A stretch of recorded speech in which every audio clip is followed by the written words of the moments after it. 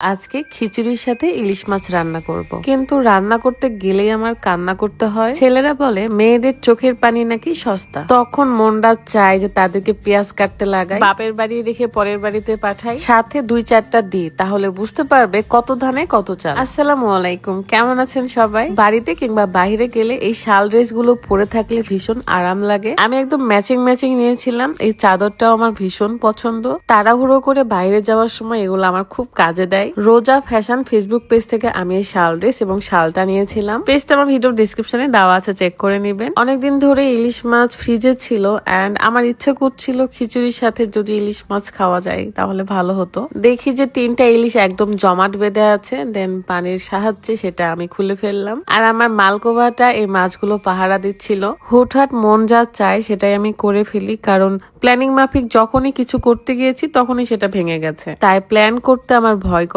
খিচুড়িতে সবসময় ডাল বেশি করে দিতে আমি পছন্দ করি। আমার কাছে সবচেয়ে কঠিন কাজে পেঁয়াজ কাটা। চোখটা এত জ্বালা করে আর এত পানি পড়ে যেন সহ্যই হয় না আমার। কি আর করব, মেয়ে মানুষ তো, কাজ থুয়ে তো চলে যেতে পারি না। সব মশলা একসাথে করে খিচুড়িটা আমি মাখিয়ে দিব। সামনে পবিত্র রমজান মাস আসছে, এটা ভেবেই মনে আনন্দ লাগছে। পবিত্র মাসে আমরা আত্মার ভেতর থেকে শান্তি পাই। তখন ইফতারিতে প্রায় খিচুড়ি করা হবে। আল্লাহ সবাইকে ভালো রাখুক। তো হাঁড়িতে করে আমি খিচুড়িটা উঠিয়ে দিব।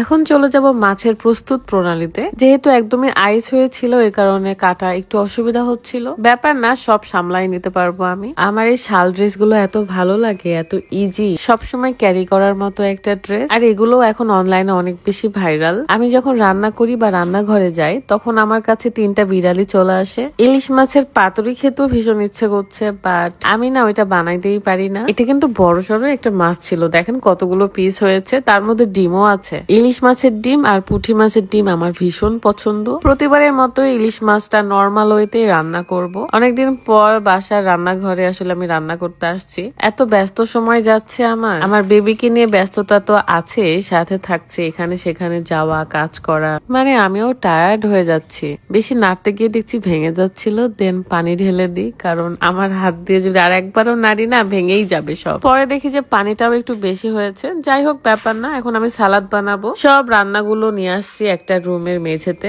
কারণ ওপরে এখনো আমাদের ডাইনিং টেবিল নিয়ে আসা হয়নি। মেঝেতে খেতেই আমার ভালো লাগে। শসা, টমেটো, তেঁতুল, পেঁয়াজ, মরিচ, লবণ সবকিছু দিয়ে ভালো করে আমি সালাদটা বানিয়ে নিলাম। খিচুড়ি এমন একটা জিনিস, শুধু খিচুড়িও খাওয়া যায়, শুধু সালাদ দিয়েও খাওয়া যায়, আবার তরকারি দিয়েও খাওয়া যায়, তাই না? সব মাছেরই আমার মাথা, পেটি আর ফেচা 3টাই ভালো লাগে। ফেচা লেজ। এই তো আলহামদুলিল্লাহ, আল্লাহ যতটুকু খাওয়াইছে অনেক ভালো খাওয়াইছে। আপনারা সবাই ভালো থাকবেন, সুস্থ থাকবেন। বিদায় নিচ্ছি আমি। আল্লাহ হাফেজ। আসসালামু আলাইকুম।